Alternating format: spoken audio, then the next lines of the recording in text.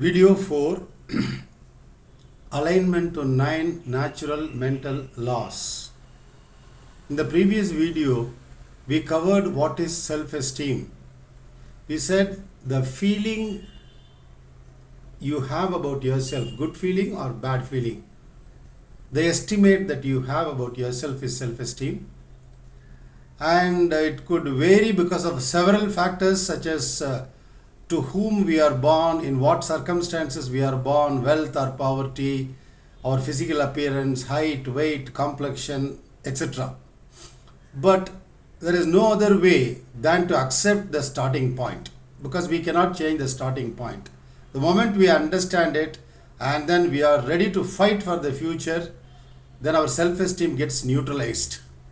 As we said, neutral psychology or neutral self-esteem is that attitude which simply accepts things as they are, as they happened in the past, and then it tries to create the kind of reality that we want to create.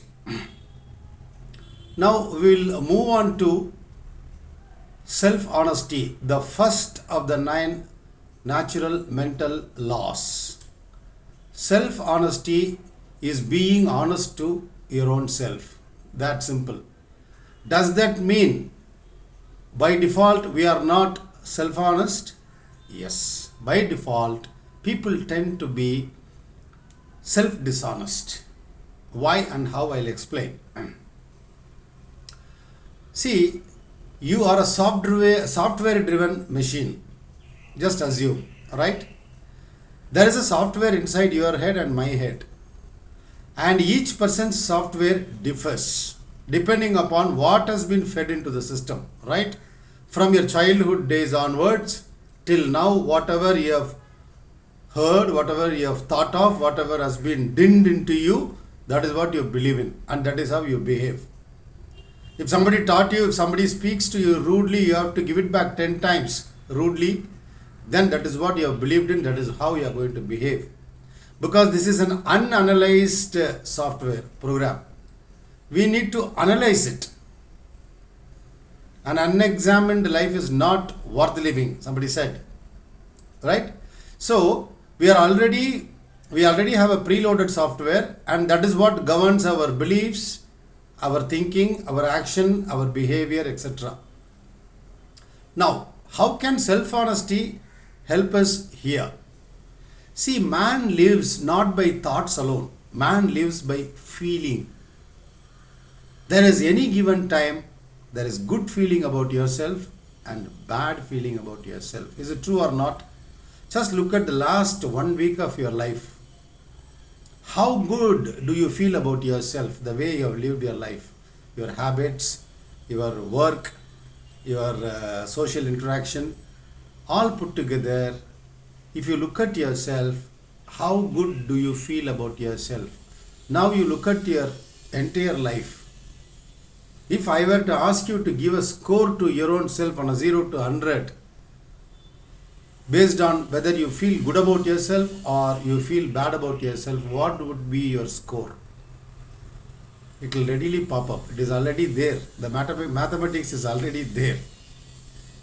If you say 80, good. 50, good. 30, good. No problem. And in our workshops, some people said I am in minus 10. Because they feel so bad about themselves. Right. Is there a solution? Can we change it? Yes. I never discouraged people who said their score is below 0, 10. The moment you accept this is the truth, the moment you examine why you feel bad about yourself and you correct it, the next day your score will go up. Change is possible. That is what all psychology books will say. Change is possible, but it is slow. So are you ready to be patient with yourself? Yeah. Because if you want a child, we need to wait for 9 months. If you plant a seed, it takes a few years for it to grow up, sprout, grow up, and then blossom and then give fruits. You cannot go into the garden, sow an apple seed today, tomorrow morning, you cannot expect fruits. That is not how nature works. This is what is alignment, in fact. Alignment to constants. One example. So, if you feel bad about yourself, it means you are in violation of the 9 natural laws. As simple as that. I'll repeat. If you feel bad about yourself, then you are in violation of these 9 natural laws. Either one of them, or two of them, or four of them, or all of them. You will know it. When I give you a reference point, you will automatically understand. Right? If I say east, what is the opposite direction? You will easily guess this is west. If I say this is east, you will easily guess this is the west. And so on. So self-honesty is the feeling you have about yourself. Just close your eyes and ask, do I feel good about myself? Or do I feel miserable? Or am I feeling angry with my own self? Do I feel dissatisfied with myself? If so, you need correction. As simple as that. Just make a list. Okay. How to become self-honest? By admitting our own violations. Being kind and humble and polite is what I have believed in. What I have believed in. But the way I have behaved is just the opposite of it. I have been rude, I have been indifferent, I have been discourteous, I have used swear words, I have shouted at people, my juniors, colleagues. This is violation of this healthy principle. As simple as that. Now cognize it. Now understand it and admit it to your own self. You don't have to take a microphone and then announce to the world, hey, I have made mistakes. No. Even if you have treated somebody badly, you don't have to go and ask sorry. You can, but if you don't want to, if they are not around, just within your mind, just call them up by name and say sorry. You feel sorry about it, it is over. Because you are interested in changing yourself, right? You don't want to continue to be the same person. Do you want to be the same person even after 10 years, 20 years? No. There should be some change. There should be some progress. If others don't appreciate us or not, we need to appreciate ourselves. In our own eyes, we need to rise. Right? So here we have started covering the first natural mental law, practice of self-honesty. Self-honesty is one of the important principles, the cornerstone principle, which sets and determines the health of a personality. If I have been lazy, admit I have been lazy. This is self-honesty. If you know you have been lazy and if you want to argue, no, I have been very active, then you are fooling yourself. You can fool anybody else in the world. Okay, if that is needed for survival, you fool somebody. But never fool yourself. There is a couplet written 2000 years ago in Tamil language by one Thiruvalluvar, a saint. He says, Tannanju arivadu poyyarka poitapin tannanje tannai chudum. If you know the truth about something in you, don't try to belie it. Don't try to violate it. Make it a lie. Don't hide that truth and then say something else. If you do so, it will burn you up, he says. It will scald you. S-C-A-L-D, scald you. It will prick you. This is simply called conscience. But do you know the content of a conscience? See, you say, my conscience pricks. Why does the conscience prick? Because it knows something better. And it knows you are in violation of that content of conscience. And hence, you are being pricked by conscience. Now, I think in aligned living, we have deciphered, so to say, the content of conscience. The content of conscience is nothing but these 9 natural mental laws. Number 1, be self-honest. Be honest to your own self. Admit your own mistakes. Just take a paper, sit in a relaxed fashion, don't show it to anybody else. Just admit, yes, that day I was rude. That day I was very lazy. That day I violated my own healthy principle. And so on. That day I wanted to go for a walk, I did not go. 1 week I skipped the gym, yeah, it is a mistake. I was lazy. I was laid back. and so on. You know what all violations you have made. In our workshop, sometimes people ask us for an extra paper. Sir, this paper is not sufficient. The list is too long. There is nothing wrong. You know one thing? You could have committed 1 billion mistakes.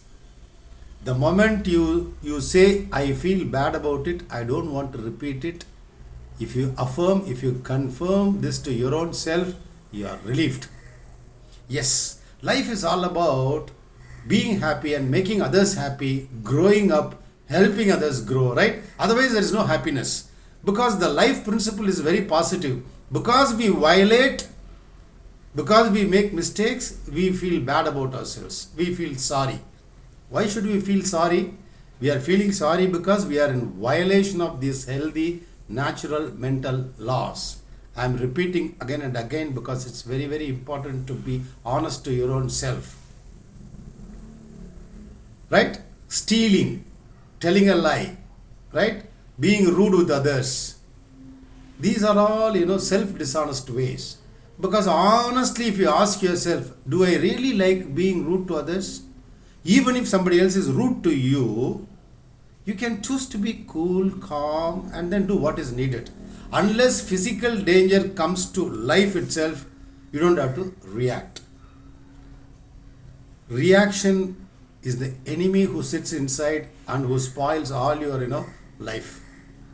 Because in our evolutionary nature, we have brought about this reaction because if we sense something inimical, something enemy-like, then we will definitely react. Because if you are walking on the road, suddenly a car comes at a breakneck speed and there is every chance of you being hit, you have to escape immediately by reacting, right? You have to do that. But reaction has become a way of life for us. Somebody says something rude, we say 10 times, rude things, and then we hit them and do what not. This is not necessary. Because immature people, if they behave in an immature fashion, should we also repeat the immature behavior? If a dog barks, this is a famous saying in Tamil. If a dog barks, should we bark back? This is how we have to think. So becoming self-honest is nothing but admitting our own mistakes first. Say sorry. Many people cannot say sorry at all. That's because of low self-esteem. If somebody has neutral self-esteem, he will say readily sorry. If somebody is self-honest, he'll admit, yes, I made a mistake. What, are we God to live life without any mistakes at all?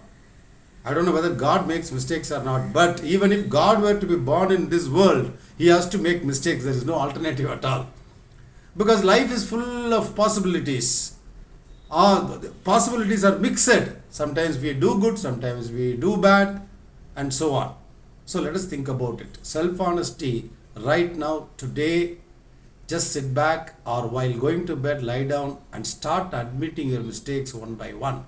Big and small, start admitting. Let it become a way of life. We will proceed.